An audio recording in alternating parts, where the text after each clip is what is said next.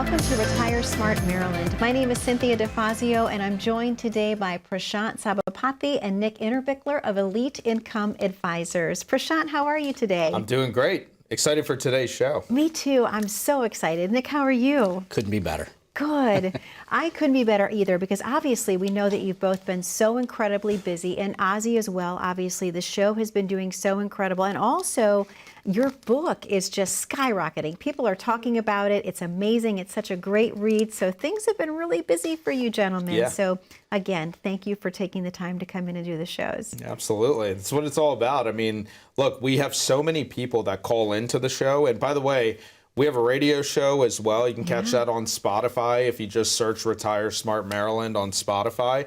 I do a 1-hour radio show every single week with a number of different topics. So look, our job is just to try to get as much information, as many different resources out into the public world as we can, because we believe that, you know, the more educated you are, the better decision-making process you're going to ultimately end up having. So we love doing the show. It's a part of what we do, and very happy to be here. And Prashant, knowledge is power. Absolutely. And that's what you're giving the folks at home, right, Nick? Yep, lots of knowledge. Lots. Let's dive into something that we need to learn a little bit more about. I would love to hear this specifically. Target date funds. Prashant, what are they? So target date funds, I'm glad we're talking about this on today's show. Target date funds are these funds that are designed to either be more aggressive or more conservative the closer and closer you get to the actual target date. So for example, if I have a target date 2040 fund, that's going to be a heck of a lot more aggressive than a target date 2025 fund.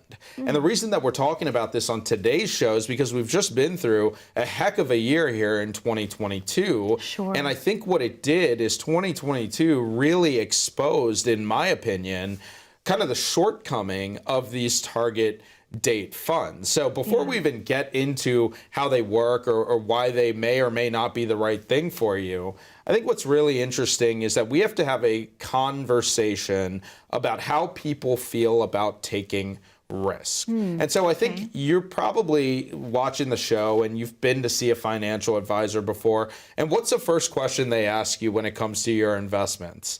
Isn't it like, hey, are you a conservative, moderate, or aggressive investor? I mean, have we all heard that before? Of course. Yeah, but the issue is Nick may say, I'm a moderate investor. Cynthia, you might say, I'm moderate too, and I might think I'm moderate as well. Yeah. The trouble is we might have three completely different definitions of what moderate means. That's true. To me, moderate means I don't want to lose any more than about 20%.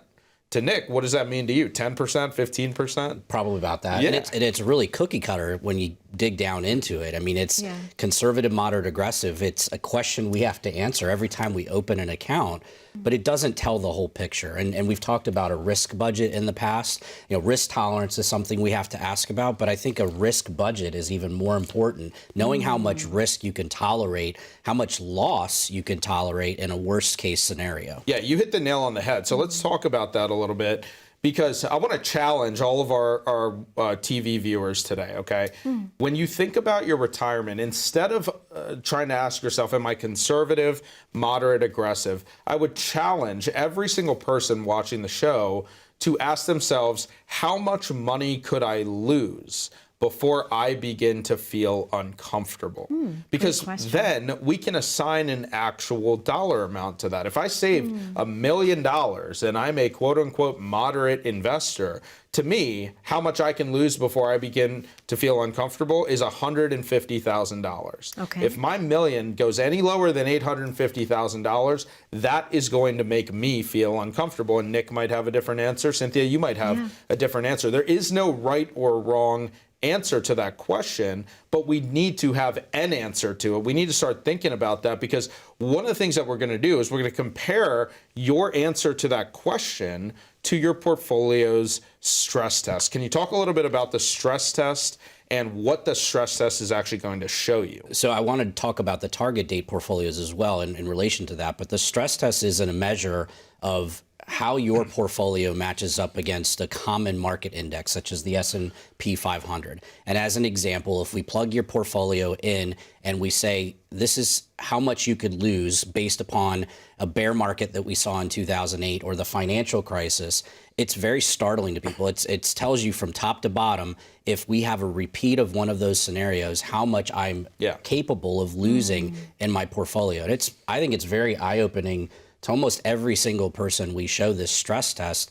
And, why didn't I hear about this before? Or, hey, I thought a target date portfolio was supposed to be more conservative as I get to retirement. And conservative, again, means something different to everybody. But conservative tends to mean bonds. But in a year like 2022, when interest rates were rising, you might have had 60 or 70% of your portfolio in bonds as some bonds did worse than stocks. Yeah. So unbelievable. It's not something that you can just set it and forget it. That's always what we were told with these target date portfolios. You constantly need to do maintenance and check, run a stress test, just like when you go to the doctor. Figure out what is the worst case scenario inside my portfolio if things keep going the way they're going. Wow. Prashant, what advice do you have for do-it-yourselfers who may not even be thinking about this right now until today's show? I think do it yourself. I mean, we're in a day and age today with the internet where you can pretty much do anything yourself if you had to, right?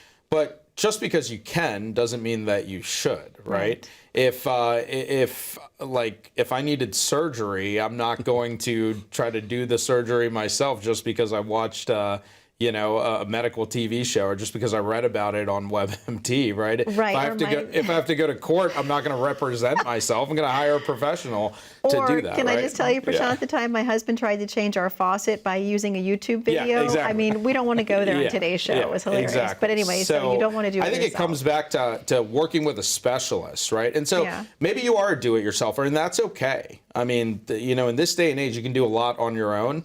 But I think what you should do is you should seek counsel from a professional to at least make sure that what you're doing is the right thing. And maybe you do that, and maybe you find that what you're doing is the right thing.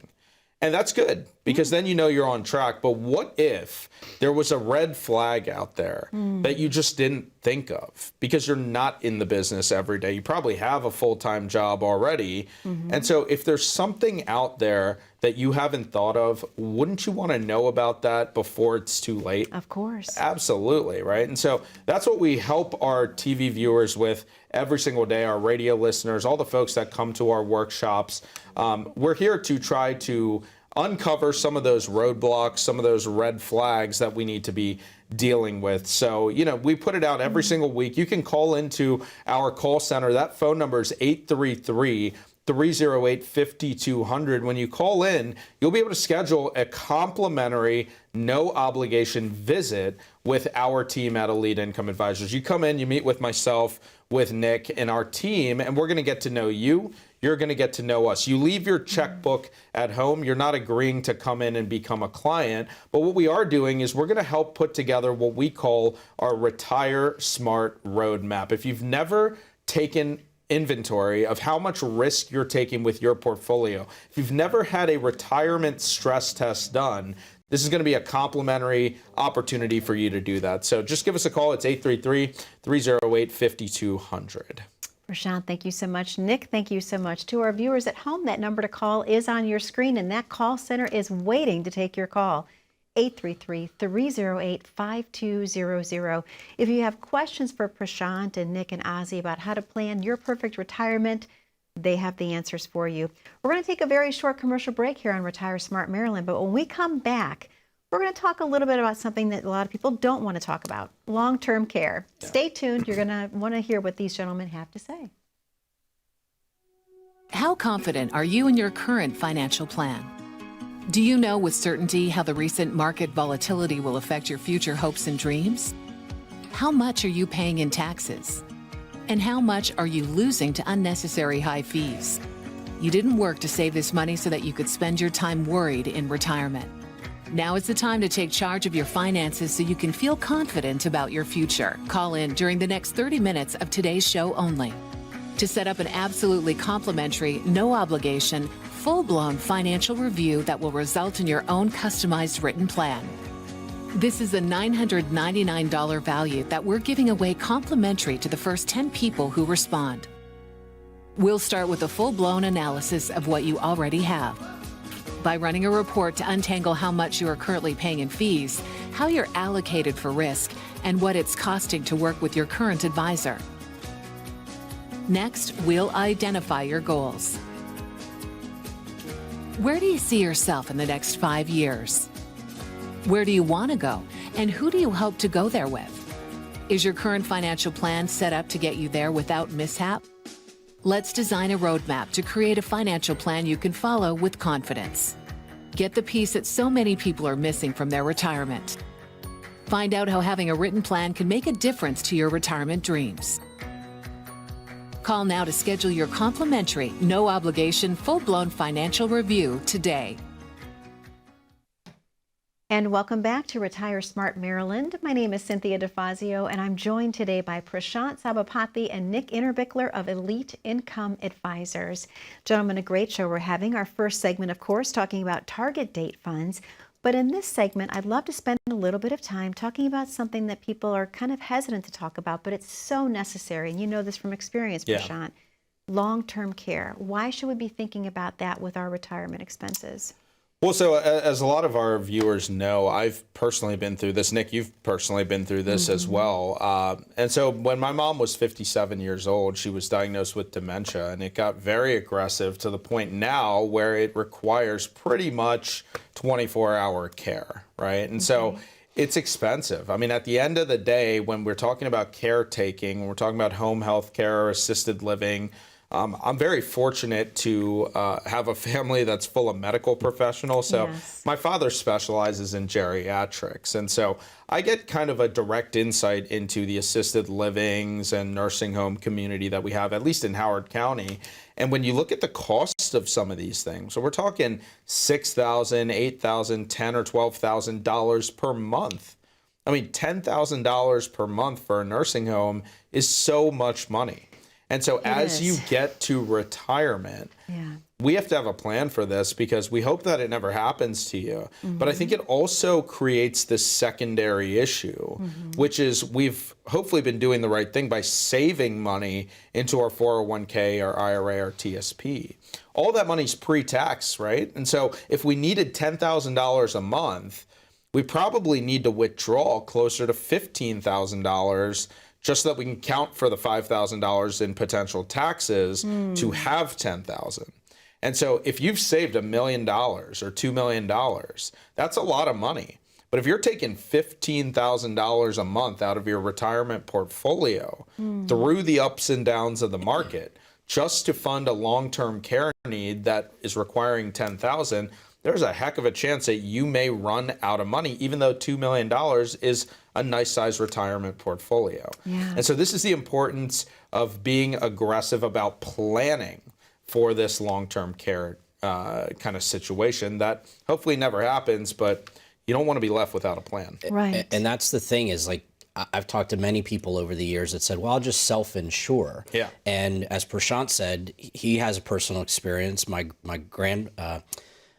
mom has Parkinson's, my grandfather had Parkinson's, my mother-in-law had Alzheimer's. So I've seen it very closely, but we have 1,000+ clients, and I can't tell you how many of our clients have gone through it themselves. And there are a number that have taken the right steps, and they bought, whether it was when they were working or as they retired or when they were younger, bought a long-term care policy to leverage that risk. And that's something that what Prashant illustrated is taking distributions from your retirement accounts, you know, to fund your retirement is one thing, but to have to fund your long-term care at a $10,000 a month expense, that could be devastating to your retirement plan. Not to mention, what does it do to your other dominoes that are there? More tax, higher tax bracket. And if you think about it, you're probably watching the show saying $10,000 is a lot of money, but the fact is you're not going to need that care today. You need that care maybe 10, 15, 20 years down the road. And I know we've talked about inflation in the past. So if the expense is $10,000 a month today, what is it going to be 15 years from now? I know. Is it going to be $15,000, $18,000, $20,000 a month? I mean, that is so much money to have to come up with. And so there's tools out there. I mean, you can buy long-term care insurance potentially. You can self-insure if you have the right type of portfolio, if you have enough income. There's actually fixed tools out there that are no risk, that allow you to fund, kind of like pre-funding your long-term care to a degree. And so I think part of the reason that people don't take action on it is, number one, it's a difficult thing to think about. But number two is a lot of people just simply don't know what's out there, right? If you're not working with the right specialist who has educated you on the different things that are out there, you need to at least have a look. It may or may not be the right thing for you. We found that long-term care insurance is not the right thing for every single person out there. I think it all depends on a number of different factors, like how much you're going to end up paying for it, whether you can qualify for it, whether it's the right thing for you. But I think you have to do the research to figure out what your options are. And that's what we've been helping a lot of our viewers and radio listeners with over the past several years, is how do we plan for a long-term care event?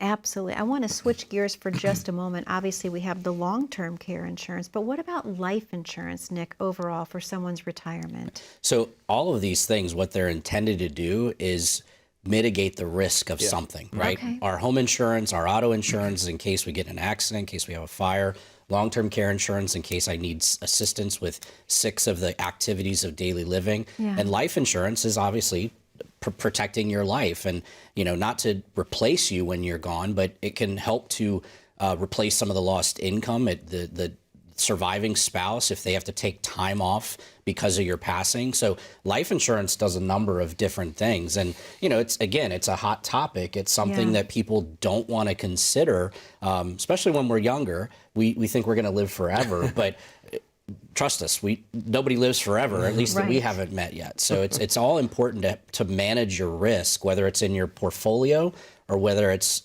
with your life or your health or what have you. Yeah, there's so many different moving parts to it. And so if we are willing to insure every other part of our life, like, do you have health insurance? I do. Yeah, you do, right? Yeah. It's pretty important, right? I mean, you have auto insurance. I do. You have homeowners insurance. I have pet insurance. Yeah, there you go. You do? That's awesome. So, I mean, if we're going to have insurance on the most important things in our life, why is our financial life any different? That's true. Right? I mean, isn't our finances next to our health and our faith and our family probably the most important things that we have to deal with? Of course. Why not take the steps to make sure that you are well protected?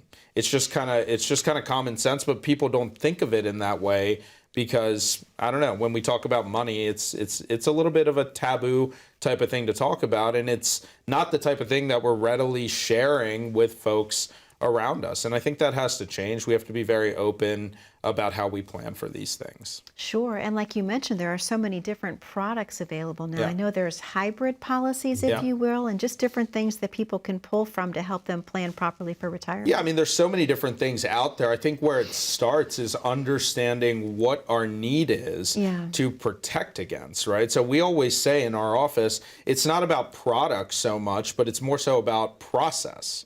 It's not about what is the best life insurance policy or long-term care policy for you. It's more so, what are we trying to accomplish and what is the best way to go about doing that? And maybe a life insurance policy or long-term care is the right thing, but for a lot of folks, it's absolutely not the right thing. And so that's where it starts, is there is no cookie cutter solution, right? I always talk about this idea of having a financial puzzle, and everybody's financial puzzle is a little bit different. Your puzzle is going to be different from mine. And where it starts is making sure that your puzzle pieces fit together. So if you're thinking about this saying, I don't know if I'm adequately protected for long-term care, I can assure you, you are not alone and you're not the only person that's thinking about this. But this is a great opportunity for you to give us a call. That phone number is 833-308-5200. If you don't know where you stand with your long-term care plan, give us a call. Nick, myself, our team,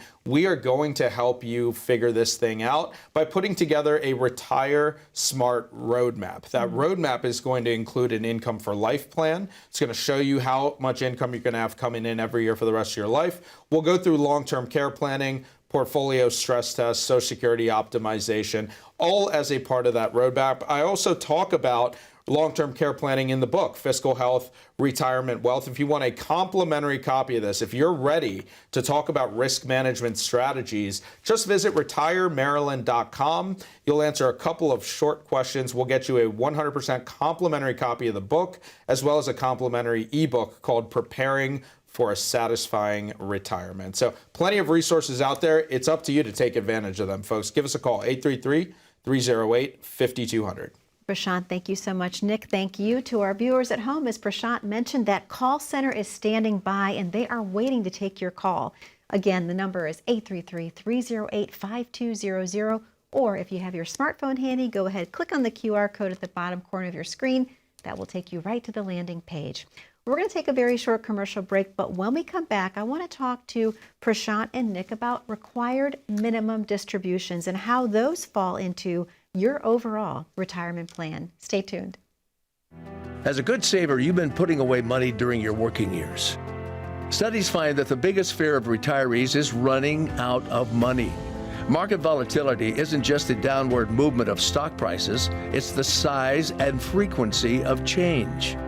The more dramatic the ups and downs, the higher the volatility. This can put savers who are newly retired or a few years away from being retired at greater risk. Today's generation of retirees is not receiving traditional pensions as our parents or grandparents did. Instead, we have retirement accounts such as 401ks or 403bs. These accounts typically expose your money to market risk. The last thing you want right before retirement is to lose a portion of the money you need for income. But how do you turn these accounts into a retirement income? Is it safe to keep all your retirement money sitting in the stock market? The last thing you want is to lose a portion of the money you need for income due to market loss. By working with a financial professional, you can learn how to turn a portion of your savings into an income stream for life and income for the life of your spouse if you're married.